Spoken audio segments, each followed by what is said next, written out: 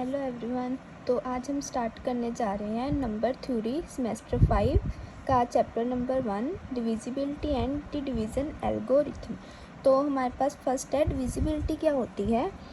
N integer b is said to be divisible by an integer a if there exist an integer c such that b equals to ac। इसका क्या मतलब है कि कोई भी integer b को हम कब बोलेंगे कि वो डिविजिबल है a के साथ, तब जब हमारे पास कोई भी ऐसा c इंटीजर एग्जिस्ट करेगा सच दैट क्या होगा हमारे पास b equals to ac। That is हम बोलेंगे b is divisible by a। इसका क्या मतलब है, b को हम लिख सकते हैं b equals to ac। Example लेके देखते हैं। हम बोलेंगे 28 इज़ डिविजिबल बाय 4। इसका क्या मतलब है, 28 को हम लिख सकते हैं 4 इंटू 7। तो 28 is divisible bye 4 it implies 28 को हम लिख सकते हैं 4 इंटू 7। इसी तरह से हम इसको बोलते हैं b is divisible by a it implies b को हम लिख सकते हैं a into some constant c।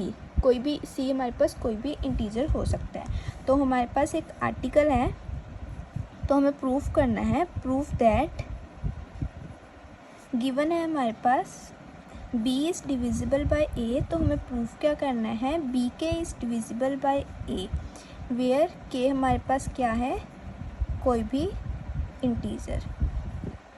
तो क्या होता है हमारे पास, सॉल्यूशन क्या है इसका, सिंस जो हमारे पास क्या है b is divisible by a it implies, ऊपर की थ्योरम के अनुसार हम क्या लिख सकते हैं, b equals to a into some constant. b is divisible by a, इसको हम लिख सकते हैं b equals to a c। तो इन दोनों को हम k के साथ मल्टीप्लाई करेंगे दोनों साइड, तो हमारे पास क्या आया, b के किसके इक्वल आ गया, a c k के इक्वल। तो इसको हम लिख सकते हैं बी के इक्वल्स टू ए डी, जहाँ पे वेयर हमारे पास डी किसके इक्वल है, सी के, एंड डी हमारे पास कोई भी क्या है, इंटीजर, जिसको हमने सी के ले लिया। तो इसको हम लिख सकते हैं बी के हमारे पास आ गया इक्वल्स टू ए डी, तो हम इसको लिख सकते हैं बी के इज़ डिविजिबल बाय ए। इसके जैसे या अगर हमारे पास b equals to a c है, तो हम लिख सकते हैं b is divisible by a। इसी तरह से हमारे पास b k is equals to a d है, तो हम लिख सकते हैं बी के इज़ डिविजिबल बाय a। तो यही हमारे पास आ गया। तो हमने यही प्रूफ करना था कि अगर b is divisible by a it implies b k is divisible by a, hence proved. तो नेक्स्ट है हमारे पास, फर्स्ट पार्ट था। नेक्स्ट हमने प्रूफ करना है if b is divisible by a it implies lambda b is divisible by lambda a। तो इसको हम कैसे करेंगे, फिर से वही है हमारे पास, गिवन क्या है हमारे पास, since b is divisible by a it implies b को हम लिख सकते हैं a इंटू सी।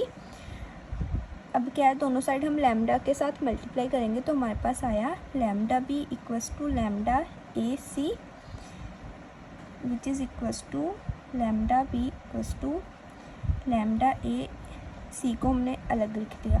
तो हमारे पास आया, फिर से इसको यूज़ करेंगे। अगर हमारे पास b equals to a c है, तो हम लिख सकते हैं b is divisible by a। Similarly हमारे पास अब क्या है, लैम्डा a इंटू सी किसके, लैम्डा b किसके इक्वल है, लैम्डा a इंटू सी। तो हम लिख सकते हैं lambda a is divisible by lambda b। यही हमने प्रूफ करना था, हैंस प्रूफ्ड। नेक्स्ट थर्ड है हमारे पास, if b is divisible by a and c is divisible by b it implies क्या होता है हमारे पास, c is divisible by a। तो इसके अकॉर्डिंग क्या है, पहले हमें ये दोनों गिवन है, हमें ये प्रूफ करना है। तो हमारे पास क्या है, b is divisible by a it implies b को हम लिख सकते हैं a इंटू कोई भी कांस्टेंट हम लिख सकते हैं, let it be k1, and ये भी हमें गिवन है that is c is divisible by b। तो हम c को क्या लिख सकते हैं, b into k2, k1 and k2 हमारे पास कोई भी क्या है, इंटीजर्स।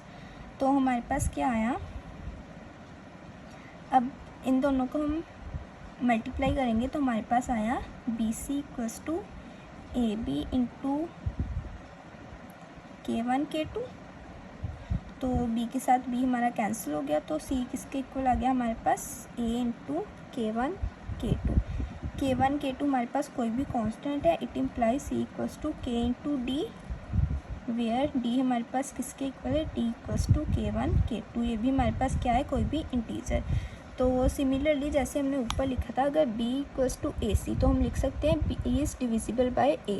सिमिलरली क्या है हमारे पास, अब क्या है हमारे पास c equals to a t, तो हम लिख सकते हैं हमारे पास a is divisible by c। Hence ये हमें क्या करना था, प्रूव। Hence prove.